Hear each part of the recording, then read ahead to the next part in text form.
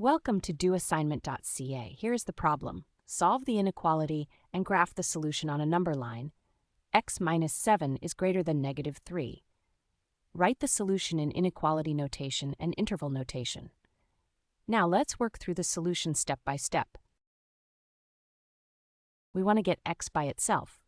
The inequality says x minus 7 is greater than negative 3.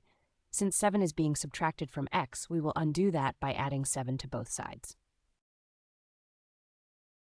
Adding 7 to both sides, negative 3 plus 7 equals 4, so we get x is greater than 4. Because we only added a positive number, the inequality sign does not flip. In inequality notation, the answer is x is greater than 4. The number 4 is not part of the solution. X must be strictly larger than 4.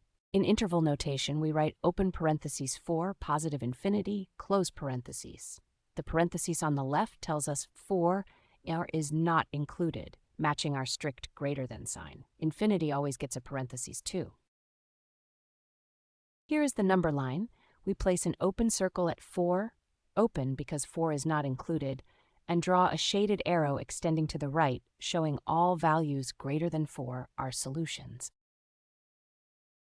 Let's verify. Plug in x equals 6. 6 minus 7 is negative 1, and negative 1 is indeed greater than negative 3, so that works.